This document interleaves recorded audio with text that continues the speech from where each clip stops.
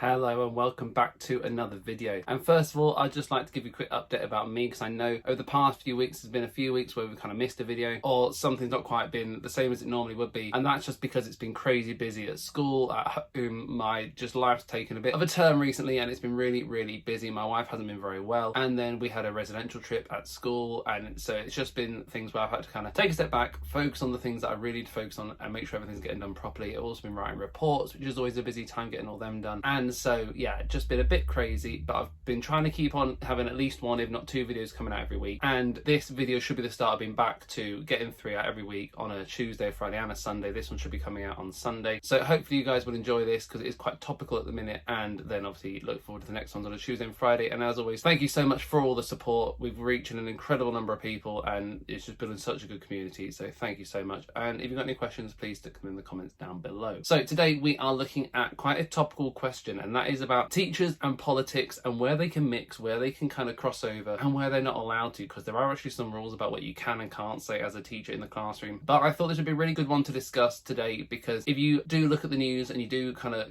keep on what goes on around the world, then politics at the minute is huge. There's loads of stuff going on in the United Kingdom to do with politics. There's loads of stuff going on in other countries with their own politics. Things like in America, there's some really big things going on. And we're coming up to all sorts of different types of elections. We've just had some by-elections in the UK, the midterm elections in the US are coming up. And if you know me, then I'm a bit of a politics nerd. I do enjoy a bit of politics and talking about it and kind of trying to guess what's going on and understanding it all. And so it is something that I do tend to talk about in the classroom. And I was having a conversation with someone recently, and they thought that as a teacher you're not allowed to talk about politics at all. And I didn't think that was the case, though I'd never really looked into it. I kind of knew the ins and outs, but I didn't think that was the case. I thought that was entirely wrong. I do talk about politics and I'm allowed to talk about politics. And so I thought I'd have a delve into it, and then when I did, I realised that I was right and I was allowed to talk about it. But I thought I'd share it with you just in case there was someone else that thought the same thing, and hopefully this can help you guys know where you are and where you're not allowed to talk about certain things. So today's information is from the Department for Education website. There will be some screenshots coming up on the screen as I talk about different bits, and I'll leave a link in the description down below for the actual link to the website where all this information is from. But it is from Department for Education, so it is exactly what they say to schools. I've kind of gone through it for you and given you a brief summary here, rather than going in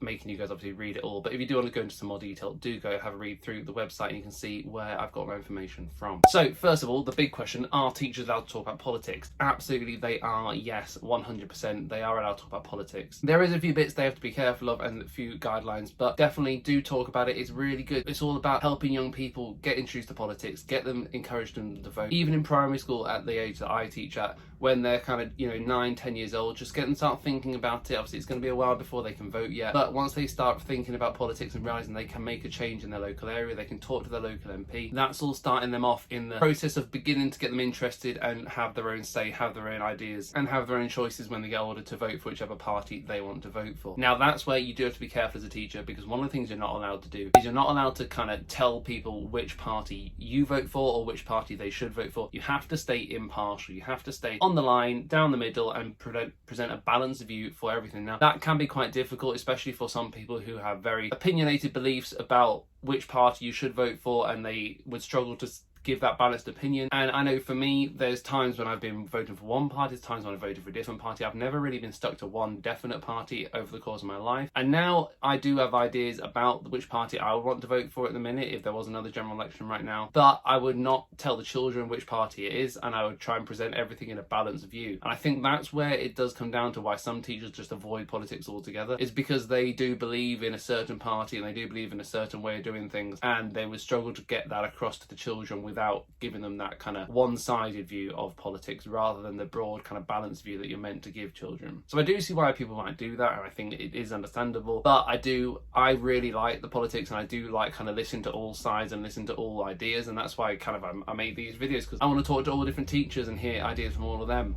And so again, as always guys, if you do talk about politics in the classroom, or if you don't, do comment down below why you do or why you don't, and what kind of your thoughts are about the whole idea of doing it. But when there was the last general election 2019, I spoke a lot about it with my class. We did a lot of reading up about the different parties and the different policies and that kind of thing, and it was really interesting seeing them start to make a decision about which one they'd vote for. And we did the entire thing very impartially, and so we were just presenting the information to the class, and we did a lot through looking at things like Newsround, did some really good stuff about what the parties were doing, especially for schools and that type of thing, and just what their key policies were. So that's always a really good starting point, just look at the parties, look at the policies, but present all of them. Don't present a certain one in a certain way and another one in a different way. Make sure you can present them all factually. Now, that's not to say you have to lie and say, they all get an equal share of everything, because when you look at the past, the Conservatives and Labour have always had the larger shares, and so obviously you would tell the children that and say, look, that is historically people would vote for one of those two. There's all these other parties as well, and go through all of them and talk about all the different parties that they could vote for. But make sure that you are kind of telling them realistically what does happen. It's not to say that you're meant to lie to them and say that doesn't happen, because that is what happens in every single election, but tell them fairly that there are other parties to vote for as well, and go through all of their policies. Another area where schools are actively encouraged to talk about politics is through the promotion of British values. So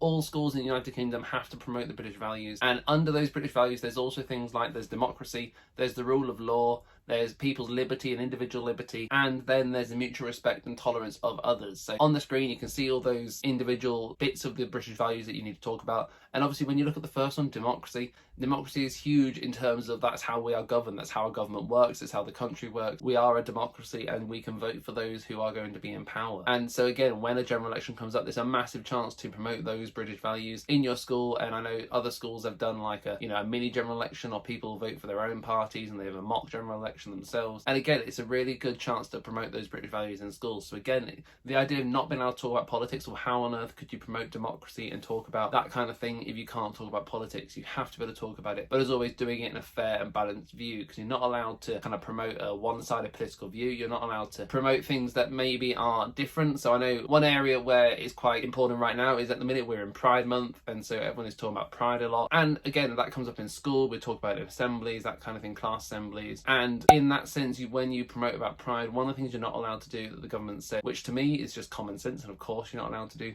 but you're not allowed to present it in a way that obviously is saying pride is negative and it's not a good thing. And of course, to me, when I read that, I was like, well, why would anyone do that? If you're a teacher, why would you present pride as a negative thing? But apparently that is one of the laws that are in place when you're a teacher. And from reading all this, that was one of the things that I kind of thought, oh, right, okay, fair enough. Of course, at school you promote, because it is a brilliant thing. It's an open thing. It's a thing for everyone, a chance to be who they are and do what they want to do. And it's just a really, really positive thing to have talked about in school, and make sure all the children are aware of it, as we kind of inspire these generations of children that are growing up now to be open and to be more caring for everybody around them than maybe we have been in the past. That same thing with politics. Obviously, we are living in a democracy. It's one of the best things about the United Kingdom is that we are in a democracy and we can vote for who's in charge. And so again, you need to promote that democratic power in the children, and promote the fact that they've got the chance to make their own voices heard when they get a bit older and they have legal voting age, which isn't that far away once they get to the end of primary school, really. And the final thing to remember when talking about politics in the classroom is to make sure, as the DfE says on the website, which like I said, the link is down below if you need to go have a look at it yourself, is to make sure everything is age appropriate and appropriate for the children to talk about. Because